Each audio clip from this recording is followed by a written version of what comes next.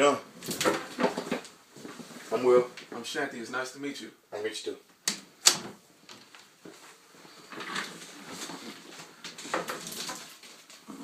We talked over the phone, and you told me you was coming in today. But before we get started, I want to show you our company's policy, and to make sure you know everything we talk about is confidential, and you don't have to worry about that leaving outside this office today. So I want you to look that over and sign at the end.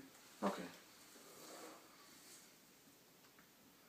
Now, this just make sure like everything you said confidential, doesn't get out.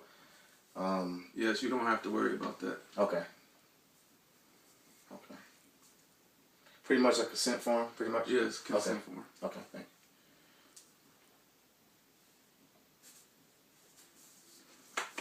you. Okay, now, what brings you in today? Well, been having trouble at home. I've been real snappy at home. Me and my girl, we pretty much been getting into it a lot. She's been begging for me to open up to her, and I've been kind of closed off. Okay, when you say you've been snappy at home, what do you mean? Well, it's pretty much any little thing that pretty much irritates me or annoys me, I kind of take it out on her, which that's not really fair to her, but it's just, you know, I've been dealing with a big childhood issue, and it's kind of hard to open up. Okay, now when you say that you've been dealing with a childhood issue, what do you mean by that? Well, it was something that happened in my childhood. I was about 2 years old, and I've been pretty much dealing with it ever since then. My little sister of 6 weeks, she was burning in a house fire, and we, you know, pretty much lost her that day. But then they ended up bringing her back. But I've been dealing with that issue because, you know, there were adults in the home, and it was like, you know, it shouldn't have happened that way, and it's kind of, you know, it kind of angers me a little bit too. So it sounds like that issue has been bothering you a while. Yeah. I mean, it has. It's like, I mean, it's my sister. You know, I see her all the time, and it's like, you know, when I see her, it automatically triggers. That automatically triggers that incident. You know, when a birthday come around, it triggers the incident. The actual date triggers the incident, which, you know, the actual date was about, I would say, about a month ago, 17 years ago. Okay, so is it something like when the anniversary comes up, or do you have more anger problems like when you get closer, or is it that it's just all year round you pretty much have to deal with it? Well, I would say kind of a little bit of both. But I know the date, so if I had to lean pretty much either way, it'll be toward the actual anniversary date of it. That's when I do begin to get a little bit more snappier, but it does linger throughout the year also. So it's just something I've just pretty much been dealing with, and it's kind of hard to open up to people because it's like when you open up to people, you want to make sure that what you're talking about stays between them, you know, you and the other person, and it's kind of hard to do that. And then, you know, and it's like it's tough. It's just tough to deal with, tough to talk about. And that's why I'm coming in here today because I want somebody that's experienced and whatever as far as, you know, doing social. Okay, now you mentioned earlier that you have a girlfriend. I take it you've never discussed this issue with her before? I pretty much told her what happened, but we didn't really go pretty much in depth about it, because it was, you know, it's a very emotional situation. So it was, you know, it was kind of tough to deal with, and it's like, you know, I want to open up to her, you know, about it, but it's just tough to talk about. It's tough. Okay, now, how long have you and your girlfriend been together? It's going on 5 years now. Okay, 5 years. So throughout this 5 years, is she aware of the anniversary? Does she kind of know, like, well, this date is coming? Like, does she notice a behavior pattern as far as, like, you getting a little more angry, like, when the time comes where this incident happened?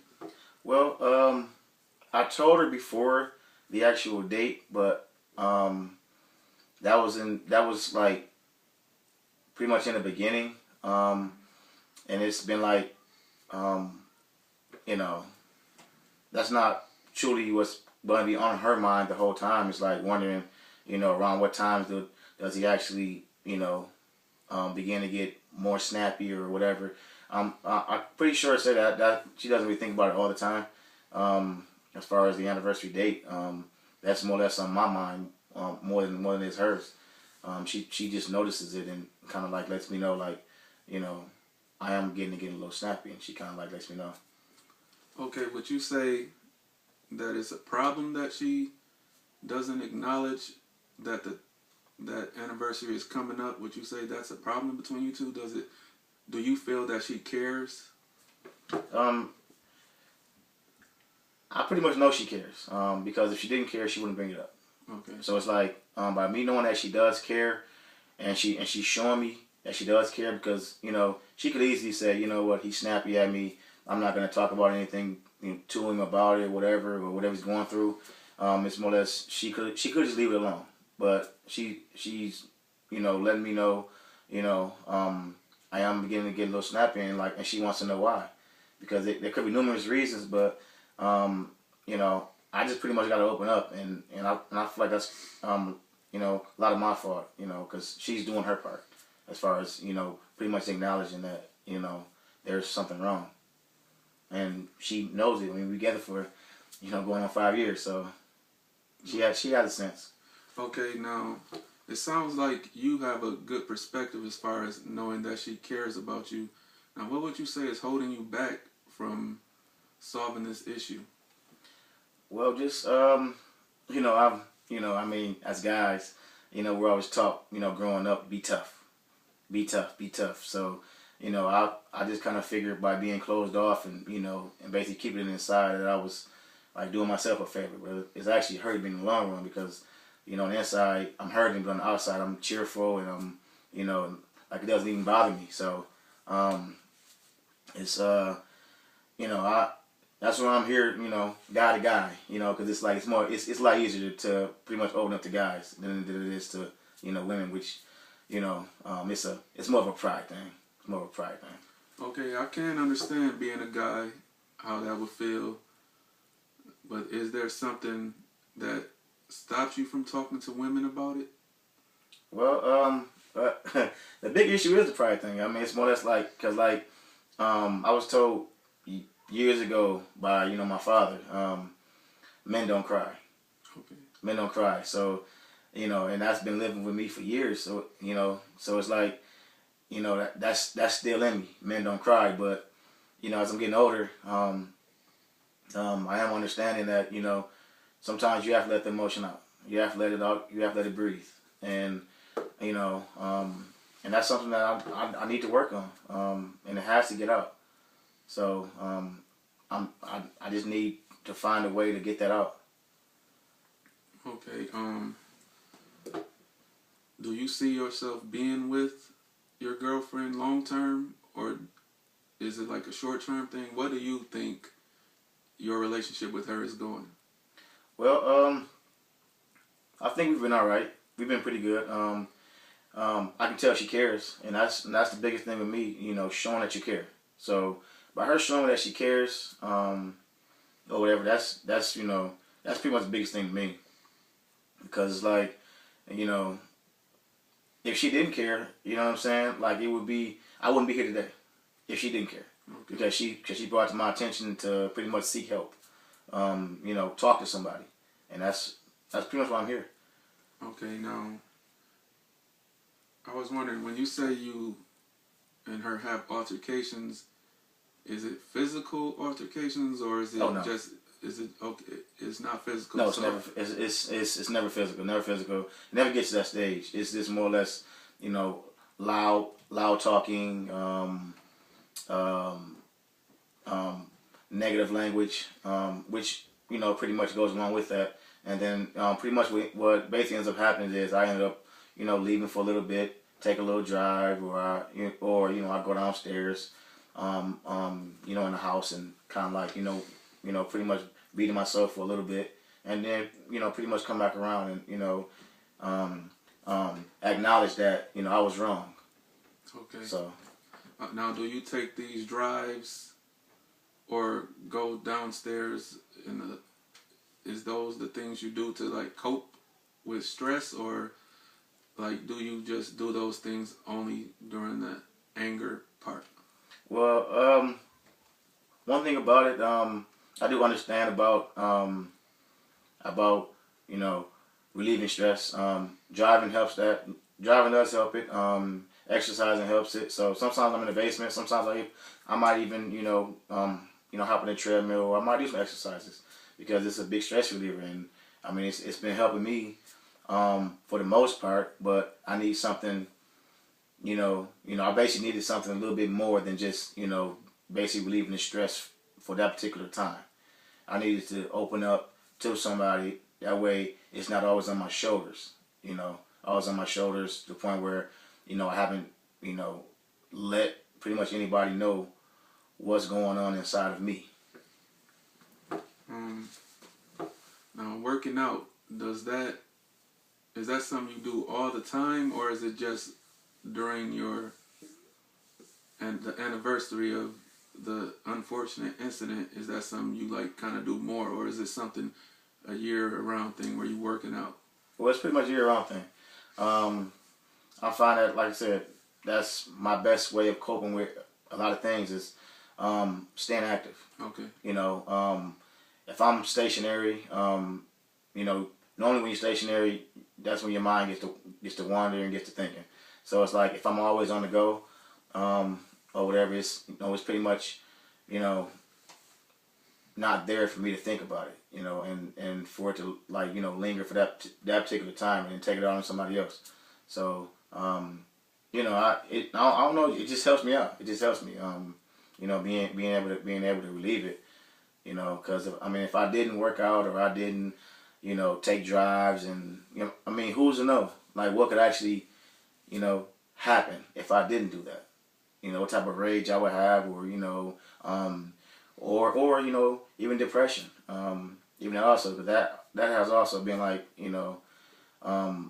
big thing. Also, is the whole depression thing. It's been bothering me to the point where I don't want to eat, or sometimes, and it's I don't know, it's just big.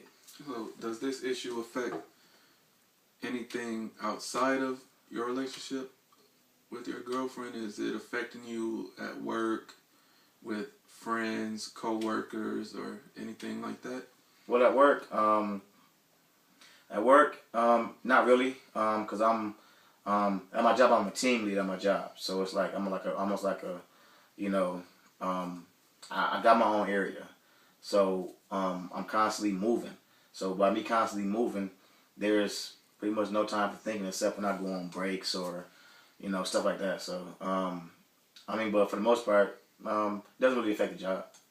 Okay, so it sounds like you are a hard worker, and it sounds like for anyone to be a team leader, you have to be pretty much a hard worker and stand out. Yes. Amongst your peers. So that's good. Right. What about friends and other people besides your girlfriend? Are they affected by this? Well, sometimes. Sometimes if I get upset, about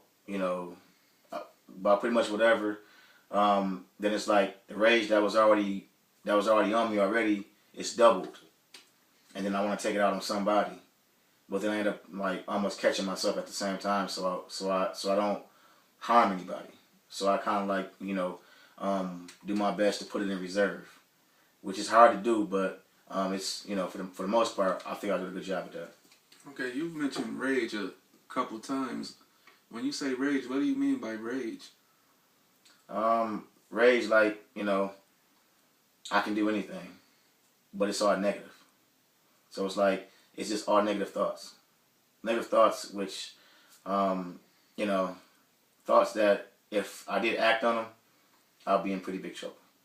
And that's something, you know, that kind of, you know, brings me back, you know, whatever, when I do go for drives, because then I actually think about what's the consequence if I do that.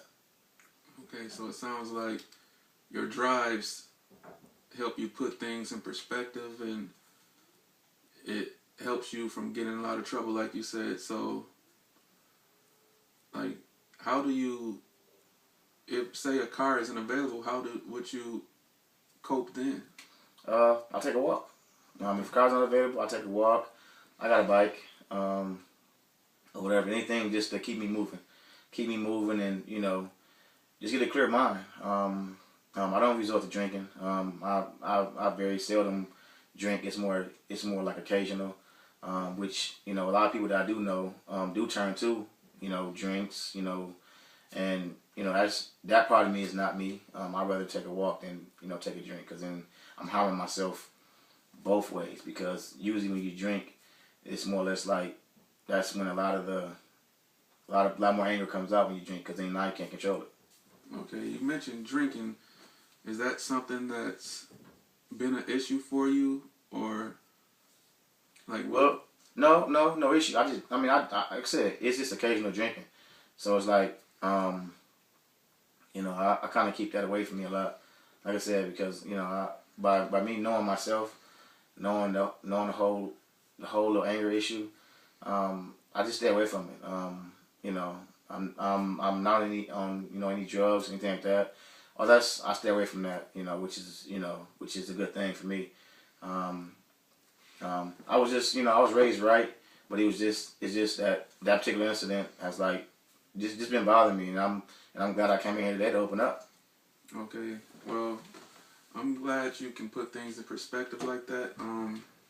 I was wondering, would you like to keep a journal or something to keep track of all the times you have what triggers the anger problems with you, and how do you feel during that? Like, are you depressed? Are you angry? Like, what emotions are going on with you at that time? Okay, that's something I can do. I have a problem with that. I'll go ahead and get one, you know, as soon as I leave here, and you know, anything that, you know, pretty much triggers it. I mean, I have no problem jotting it down and then whatever, because this is helpful. It's just helpful for me. So, you know, I have no problem with that. Okay. Well, it looks like that is our time for today. Okay. We made a lot of strides. You opened up a lot. Oh man. Why don't you see my receptionist and set an appointment for a couple weeks? Okay. For today, and I'll see you then. Okay. Thank you. All right. Thanks. All right. Nice. Have a nice day. Yeah.